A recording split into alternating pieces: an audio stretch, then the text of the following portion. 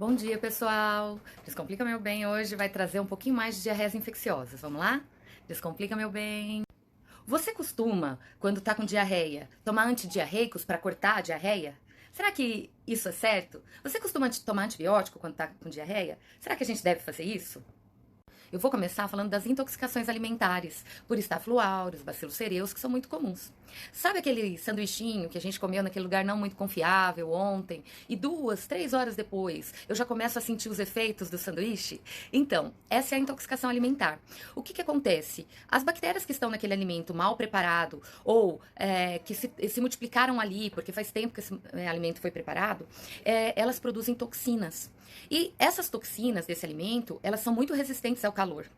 Então, a gente ingere aquele alimento e não são as bactérias que vão causar essa diarreia, mas sim as toxinas que foram liberadas naquele alimento vão causar essa diarreia repentina e com evolução rápida. Os vírus causam diarreia principalmente nas crianças. Um exemplo clássico é o rotavírus, todo mundo já deve ter ouvido falar. O rotavírus causa uma diarreia com odor forte, pode ocasionar vômitos, febre, os sintomas são repentinos e a diarreia é aquosa e explosiva. As diarreias infecciosas virais são mais comuns, então, em ambientes como creches, como escolas, por conta do contato pessoa a pessoa que facilita essa transmissão.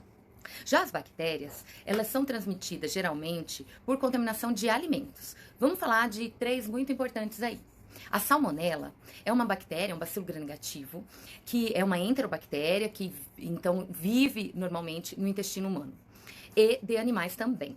E aí está a relação da transmissão desse agente.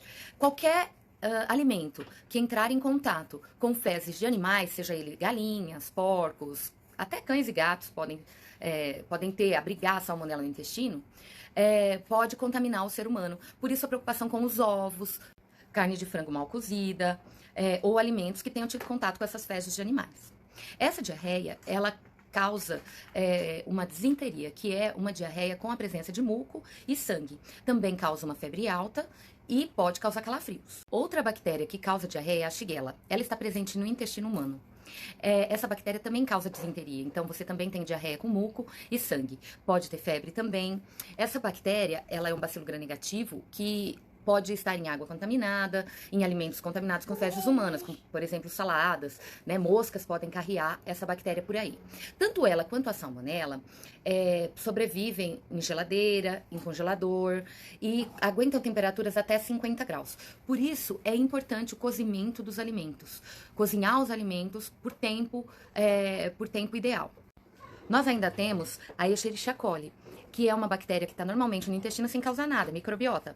Mas existem alguns tipos, alguns sorotipos, que podem causar infecções intestinais. Uma informação importante é que essas diarreias causadas por bactérias, que são transmitidas por alimento, elas podem demorar de 48 horas até 10 dias para se manifestar, porque a bactéria tem que aderir na mucosa, internalizar, tem que se multiplicar para poder causar os seus efeitos, e isso demora um tempinho aí, que vai ser o tempo de incubação dessa doença. Então agora vamos falar de tratamento, o mais importante. Pessoal, antidiarreicos, eles vão segurar os micro-organismos, as toxinas dentro de você. Então não são indicados, a gente não deve tomar antidiarreicos, a não ser em situações extremas, que você está em viagem, que, né, enfim, que não tem outro jeito. Antibióticos, embora as infecções, algumas diarreias sejam bacterianas, a gente não deve tomar um antibiótico sem indicação. A maioria das diarreias são autolimitantes, ou seja, elas vão embora sem a gente fazer absolutamente nada, a gente só precisa se hidratar. Então, se hidratar com soro caseiro, né, com Gatorade, com outra água de coco, né, enfim. E a gente não deve tomar antibiótico, principalmente por conta própria, porque o antibiótico vai eliminar a microbiota, que são as bactérias do bem. E aí, esse agente infeccioso fica mais à vontade, pode piorar o quadro. Eu vou colocar depois aí no Stories quais os casos que a gente toma antibiótico, tá bom? Mas não deve ser tomado sem o médico estar ciente, sem o médico prescrever. E a maioria, 90% das diarreias que você tiver durante a vida, até mais, você não vai tomar antibiótico. Outras medidas são as medidas básicas de higiene.